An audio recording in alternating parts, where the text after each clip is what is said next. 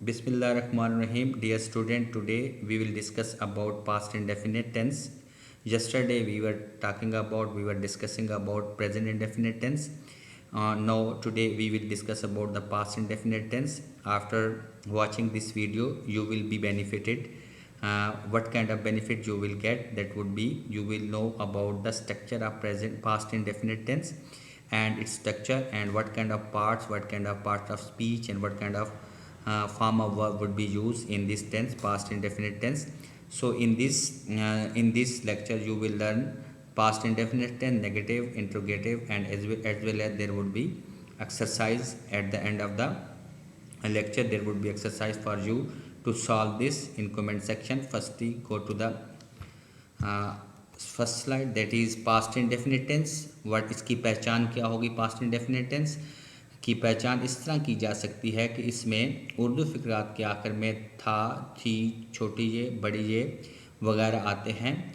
इसका यूजेज क्या है? Past indefinite tense is use to tell about an action that occurred in the past. It also describe the habit of the past. इसका मतलब है कि माजी में जो हमारी कोई हैबिट होगी उसको भी ये डिटरमिन करता है.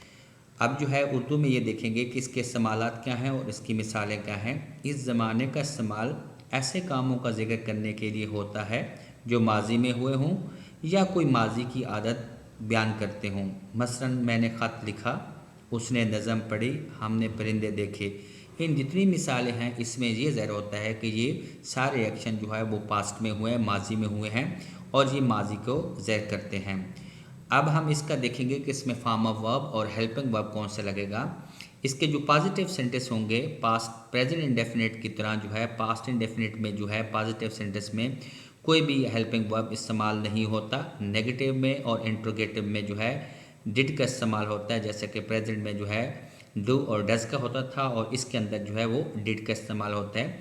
इसके जितने भी प्रोनाउंस हैं जैसा कि ही, शी, इट, सिंगुलर सब्जेक्ट हो, आई, वी, यू, दे, प्लूरल, सबके साथ जो है वो सेकंड फॉर्म ही लगेगी. और सिमिलरली जो है पास्ट इंडेफिनिट टेंस के जो नेगेटिव सेंटेंस होंगे उसमें से सबके साथ जो है सब प्रोनाउन के साथ जो है वो डिड नॉट लगेगा.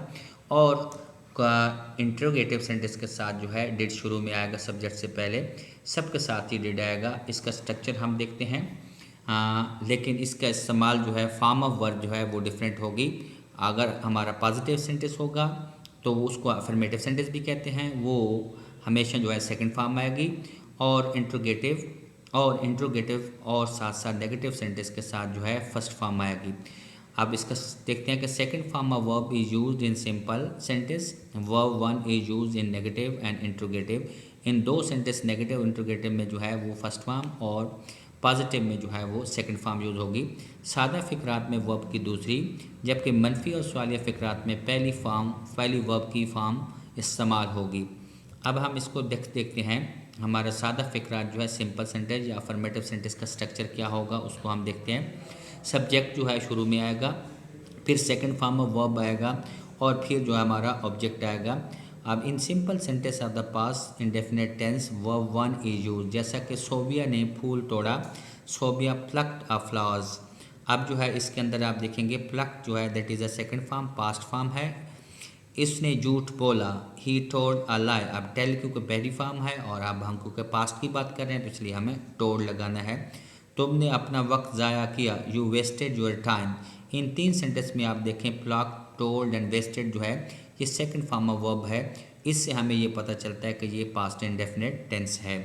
अब हम इसके जो है मनफी फ़िक्रात नेगेटिव सेंटेंस की तरफ देखते हैं. मनफी फ़िक्रात बनाने का तरीका ये होगा, you must have notice that a little change of not after helping verb did. We can change a simple sentence into a negative sentence in the past indefinite tense. अब हमने क्या करना है कि इसके साथ जो है सबके साथ जितने भी प्रोनाउंस हैं या नाउन हैं इन सब के साथ हमने डिड नॉट लगाना है. और डिड नॉट के बाद जो है यहाँ पे सेकंड फॉर्म की बजाय फर्स्ट फॉर्म यूज़ होगी. उसने मेरी बेइज्जती नहीं की, ही डिड नॉट इंसल्ट मी. अब जो है डिड नॉट लग गया और इंसल्ट जो है यहाँ पे अगर प्रेजेंट होता और हमारा जो है अगर हमारा पॉजिटिव सेंटेंस होता तो फिर इंसल्टेड होता. नेगेटिव में क्या डिड नॉट के बाद फर्स्ट फॉर्म. हमने अली को गाली नहीं दी, we did not abuse Ali. उसने दरिया में छलांग नहीं लगाई, he did not jump into the river. तो अब जो है आपने देखा है कि डिड नॉट के बाद जितने भी हमारे पास फॉर्म ऑफ वर्ब आए हैं वो फर्स्ट फॉर्म में आए हैं, जैसे इंसल्ट है, अब्यूज़ है और जंप्ड इनटू है, ये हमारे पास जो है पहली फॉर्म के अंदर लगे है। नेगेटिव और इंट्रोगेटिव में हमेशा पहली फॉर्म लगेगी और पॉजिटिव सेंटेंस में क्या है, सेकंड फॉर्म लगेगी। अब हम जो है सवालिया फ़िक्रात के ऊपर इंट्रोगेटिव सेंटेंस के ऊपर देखते हैं। What would be the structure of interrogative sentence? Did, then subject, then first form of verb, then object. Just by adding helping verb did in the beginning of the sentence, यानी मतलब यह है कि हम सब्जेक्ट से पहले जो है डिड अगर लगा दें, interrogative sentence are made in the past indefinite tense. Past indefinite tense में ऐसे बनेंगे कि अगर हम डिड शुरू में लगा दें तो that would be interrogative sentence such as, क्या वो इम्तिहान में फेल हो गया है? Did he fail in the examination? Question mark आ गया लास्ट पे और डिड शुरू में। क्या कल बारिश हुई? Did it rain yesterday? तो क्या तुमने फ़कीर की मदद की? Did you help the beggar? तुमने फूल क्यों तोड़े? Why did you plug the flower? अब हम इसमें ये देख सकते हैं कि हर सेंटेंस के चाहे कोई भी प्रोनाउन हो, चाहे फर्स्ट पर्सन प्रोनाउन हो, सेकंड पर्सन प्रोनाउन हो या थर्ड पर्सन प्रोनाउन हो, उसके अंदर जो है डिड शुरू में आ रहा है, जैसे ही, इट, यू। लेकिन जनाब इसके बाद जो है जैसा कि फेल है, रेन है, हेल्प है, प्लक है, ये सारे के सारे जो है फर्स्ट फॉर्म ऑफ वर्ब हैं, प्रेजेंट फॉर्म ऑफ वर्ब है। इसलिए जो है हमारा जो है इंट्रोगेटिव सेंटेंस के अंदर और नेगेटिव सेंटेंस के अंदर फर्स्ट फॉर्म और पॉजिटिव सेंटेंस के अंदर सेकंड फॉर्म लगती है।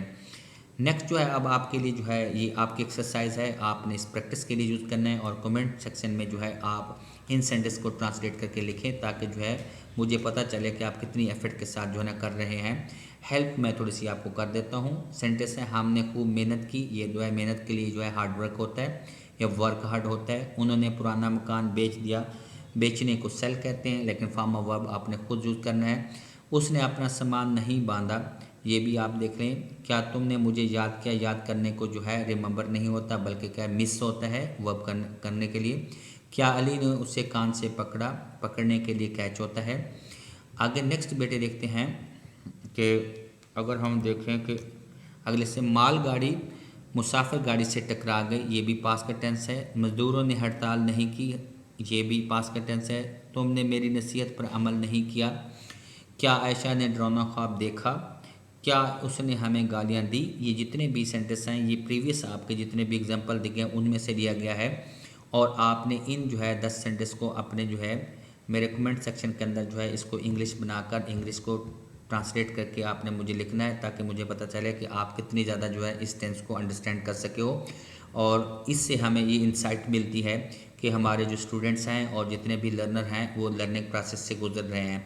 सवाल का गलत होना, सही होना कोई मीनिंग नहीं रखता, क्योंकि गलती ही दर हकीकत जो है इंसान को जो है बेहतरी की तरफ ला सकती है।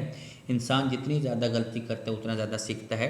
और कुछ लोग ये भी कहते हैं कि ये बहुत बिगिनिंग लेवल है। हमेशा एक चीज़ याद रखें कि अगर 1000 किलोमीटर का सफ़र है तो उसका जो है पहला स्टेप ही दर हकीकत सफ़र की बिगिनिंग को शुरू करता है। तो मैंने अपनी पूरी कोशिश की है कि इसको आसान वर्ड में उर्दू में प्रेजेंट कर सकूं और मैंने किया है। उम्मीद है कि आपको ये लेक्चर पसंद आया होगा। हम इंशाल्लाह जो है कल जो है वो फ्यूचर इंडेफिनिट करेंगे। अब thank you so much for watching my channel. और लेक्चर ख़त्म करने से पहले ये है कि आप अपनी सजेशन मुझे ज़रूर दिया करें ताकि मुझे पता चले कि आपकी लर्निंग कहाँ तक जा रही है। Thank you so much for watching my channel. अस्सलाम वालेकुम।